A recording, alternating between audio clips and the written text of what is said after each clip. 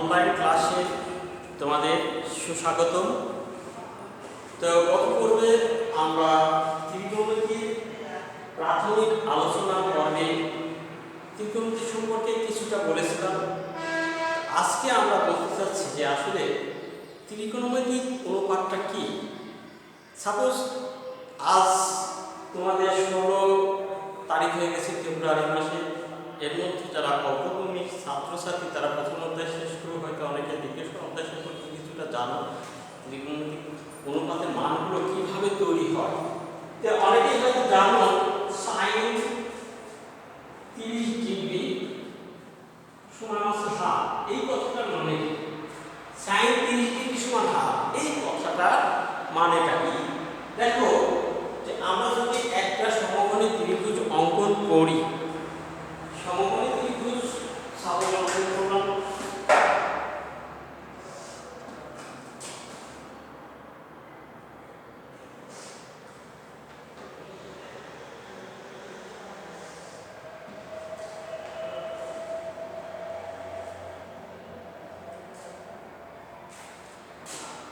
সে ধরো এবিসি একটি সমকোণী ত্রিভুজ অঙ্কন করেছি, এই কোণটা হচ্ছে থিটা, আর আমরা বলেই দিছি থিটা সমান 30 ডিগ্রি। তার মানে কি সাইন এখানে সি কোণ সমান লম্ব বাই অতিভুজ, তাই না? তার মানে AB by BC, sorry AB by AC, তাই না? এখন তোমাদের যখন সাইন সি কোণটা যদি 30 ডিগ্রি হয়, তাহলে এবি কি? এবি অপোজিট আর্ম বা অপোজিট বাহু, এবি যে দৈর্ঘ্য হবে এসি যে দৈর্ঘ্য হবে তাদের ভাগফল 30 ডিগ্রি হলে হাফ হবে। এই দৈর্ঘ্যটা আমাদের জানা নাই, কিন্তু আমরা জানি যে এই দুই বাহুর দৈর্ঘ্য মেপে যদি ভাগ করি অবশ্যই তা হাফ হবে। তো এই ত্রিভুজটা যদি ছোট বড় হয় তাহলে একটু হাফ হবে, অবশ্যই হবে। কেননা এটা যদি 30 ডিগ্রি থাকে, এটা যদি 90 ডিগ্রি থাকে, এই ত্রিভুজটা তো আরো অনেকভাবে আঁকা যায়।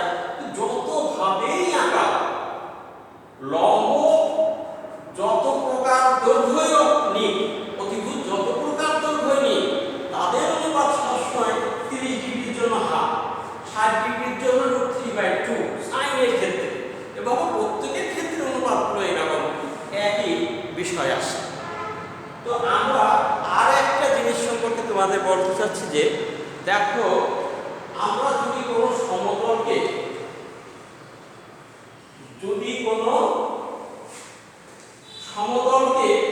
পরস্পর লম্বভাবে ছেদ করেছে এমন দুইটি রেখা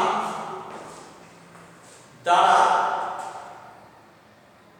অঙ্কন করি, রেখা অঙ্কন করি, তাহলে সমতলটা 4টা অঞ্চলে বিভক্ত হয়।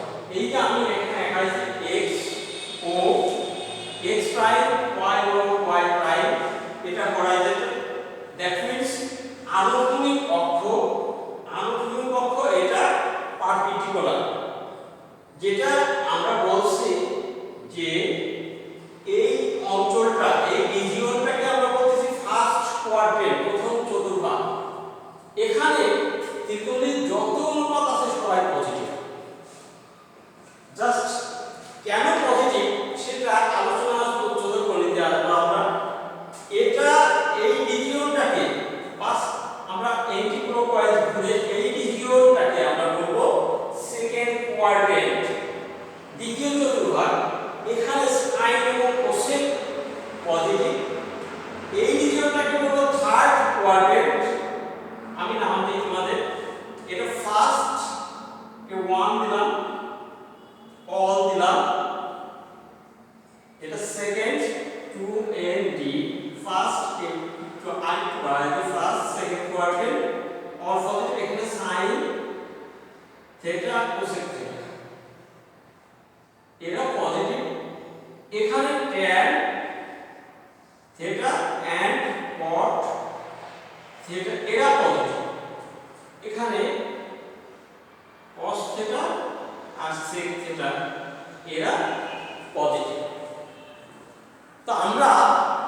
কিছুটা সূত্র মুখস্থ করার লক্ষ্যে আরেকটা বিষয় জানবো যে যার যে কোঅর্ডিনেটে যারা যারা অবস্থান করছে তাদের গুণফল যদি আমরা 1 ধরি, 1ই হয়, যেমন sin থিটা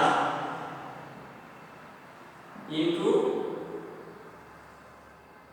cosec থিটা সমান 1, তাহলে আমরা sin থিটা সমান লিখতে পারবো 1 বাই cosec থিটা। এটা হলো এক নম্বর সূত্র।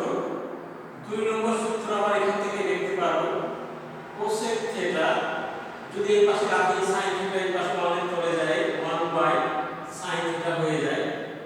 এটা দেখো আবার এই কোঅর্ডিনেটে tan theta into cot theta এদের গুণফল যদি 1 হয় তাহলে এইভাবে যদি লেখো তাহলে কি হয় tan থিটা সমান 1 বাই cot থিটা। 4 নম্বর দেখো cot থিটা সমান 1 বাই tan থিটা। 5 নম্বর সূত্র যদি আমি বলি cos থিটা সমান 1 by sec theta. That means 6 নম্বর যায় sec থিটা সমান 1 বাই cos থিটা। তো তোমরা অনেকে এই সূত্রগুলো কে কার উল্টো কে কিভাবে হয় গুলায় ফেলো, তো আমার মনে হয় এই সিস্টেমটা মনে রাখলে এটা খুব একটা গুলায় ফেলার ব্যাপার হবে না। আরেকটু কথা আমি বলতে চাচ্ছি যে দেখো আমরা তিনটা কোঅর্ডিনেট সম্পর্কে তোমাদের যদি বলে থাকি,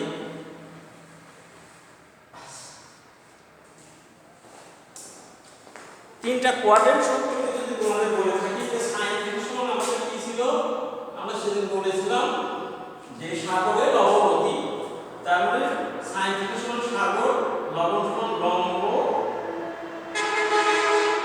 অতি সমান অতিভুজ, তাই না? আমরা এইখান থেকে দেখছি ফার্স্ট সেকেন্ড কোঅর্ডিনেটে যায় sin থিটা এবং cos থিটার গুণফল 1, সেখান থেকে sin থিটা সমান 1 বাই cos থিটা।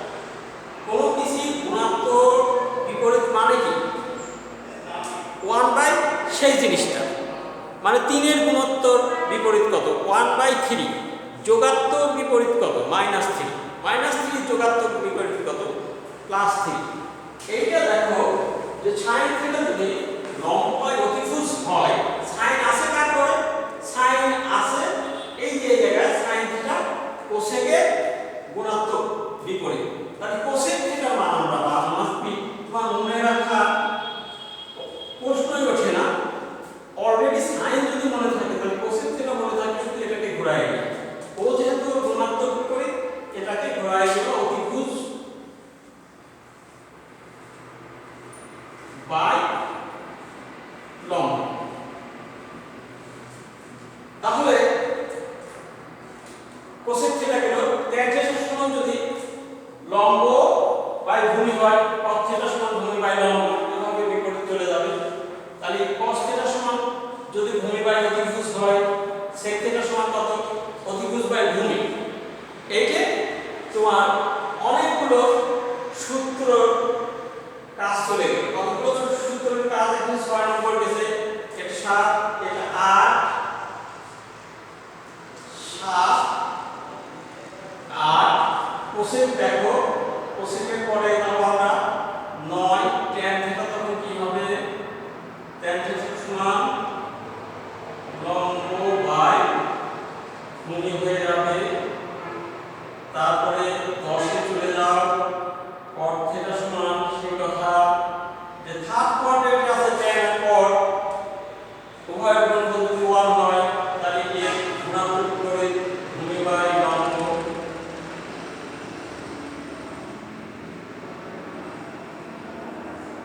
এবার ফোর্থ কোয়াড্রেন্টে যাই, cos 11 নম্বর আমরা cos থিটা সমান ওই যে কবরের ভূত আছে সেখান থেকে কি শিখেছিলাম, কবরে cos থিটা, ভূতে ভূমি, আসেতে অতিভুজ। 12 নম্বর সূত্র হবে হচ্ছে sec থিটা সমান অতিভুজ বাই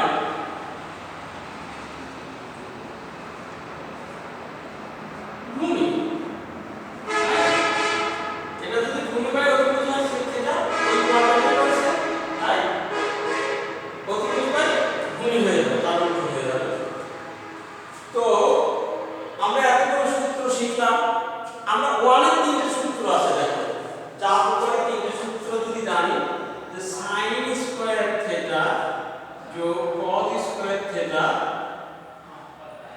সমান হচ্ছে 1 আর sec square theta minus tan square theta সমান 1 cosec square theta minus cot square theta এটা সমান 1।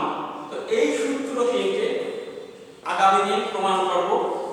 তোমরা আমাদের সাথেই থেকো এই আশাবাদ ব্যক্ত রেখে আজকের মতো আল্লাহ হাফেজ।